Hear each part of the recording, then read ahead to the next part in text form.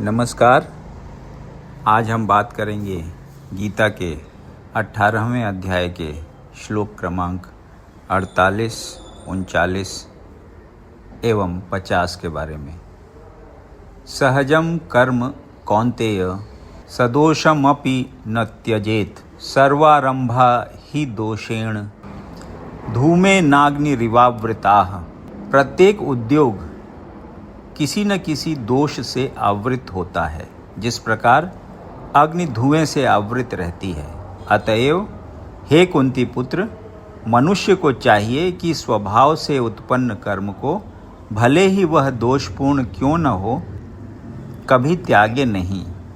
तात्पर्य: बद्ध जीवन में सारा कर्म भौतिक गुणों से दूषित रहता है।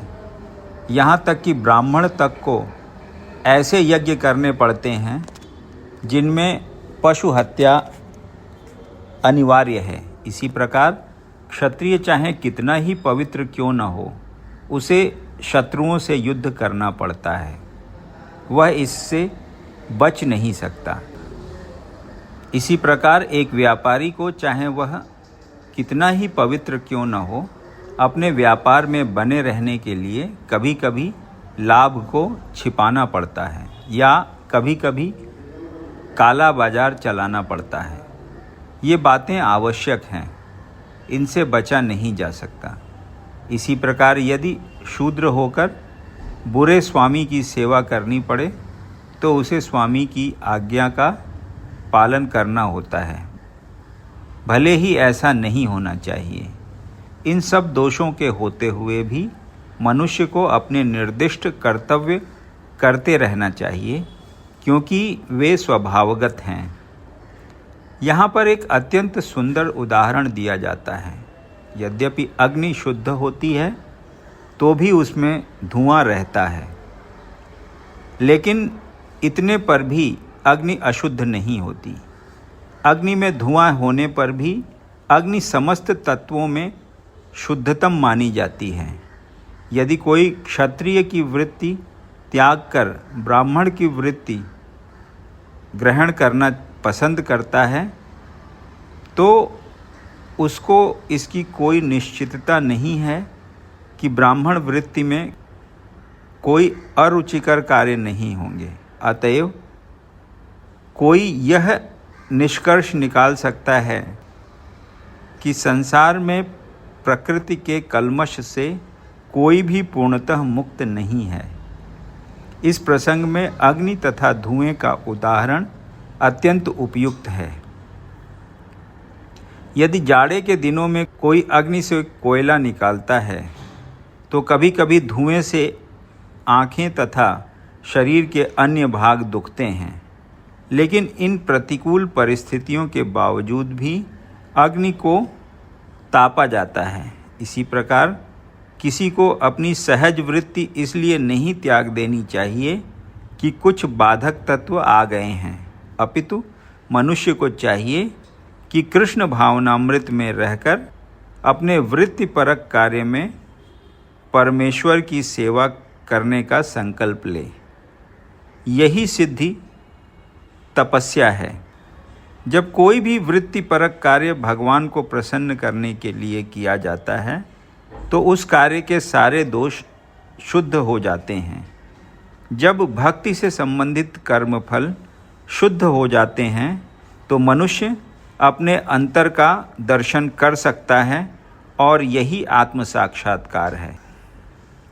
असक्त बुद्धि सर्वत्र जितात्मा विगत स्पृहः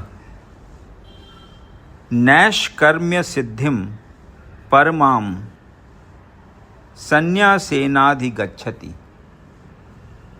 जो आत्मसंयमी तथा अनासक्त है एवं जो समस्त भौतिक भोगों की परवाह नहीं करता, वह संन्यास के अभ्यास द्वारा कर्मफल से मुक्ति की सर्वोच्च सिद्ध अवस्था प्राप्त कर सकता है। तात्पर्य: सच्चे संन्यास का अर्थ है कि मनुष्य सदा अपने को परमेश्वर का अंश मानकर यह सोचे कि उसे अपने कार्य के फल को भोगने का कोई अधिकार नहीं है, क्योंकि वह परमेश्वर का अंश है, अतएव उसके कार्य का फल परमेश्वर द्वारा भोगा जाना चाहिए। यही वास्तव में कृष्ण भावनामृत है। जो व्यक्ति कृष्ण भावनामृत में स्थित होकर कर्म करता है वही वास्तव में सन्यासी है। ऐसी मनोवृत्ति होने से मनुष्य संतुष्ट रहता है, क्योंकि वह वास्तव में भगवान के लिए कार्य कर रहा होता है। इस प्रकार वह किसी भी भौतिक वस्तु के लिए आसक्त नहीं होता।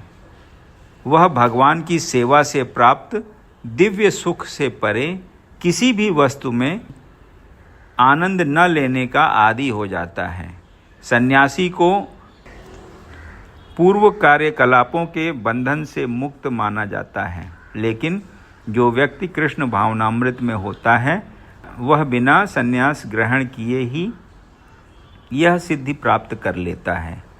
यह मनोदशा योगारूढ़ या योग की सिद्धावस्था कहलाती है, जैसा कि तृतीय अध्याय में पुष्टि हुई है। यस्त्वात्मरतिरेव स्यात्, जो व्यक्ति अपने में संतुष्ट रहता है उसे अपने कर्म से किसी प्रकार के बंधन का भय नहीं रह जाता। सिद्धिं प्राप्तो यथा ब्रह्म तथाप्नोति निबोध में, समासेनैव कौन्तेय निष्ठा ज्ञानस्य या परा।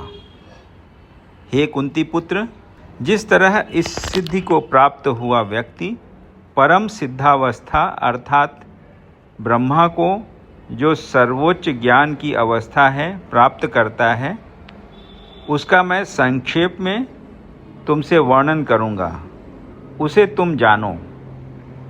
भगवान अर्जुन को बताते हैं कि किस तरह कोई व्यक्ति केवल अपने वृत्तिपरक कार्य में लगकर परम सिद्धावस्था को प्राप्त कर सकता है, यदि यह कार्य भगवान के लिए किया गया हो।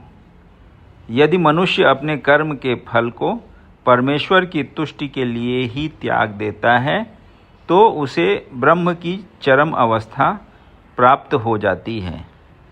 यह आत्म साक्षात्कार की विधि है।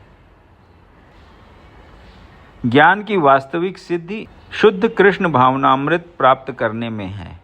इसका वर्णन अगले श्लोकों में किया गया है। यदि आपको ये वीडियो पसंद आया तो इसे लाइक करें और ऐसे ही अन्य वीडियोज़ को सुनने के लिए इस चैनल को सब्सक्राइब करें।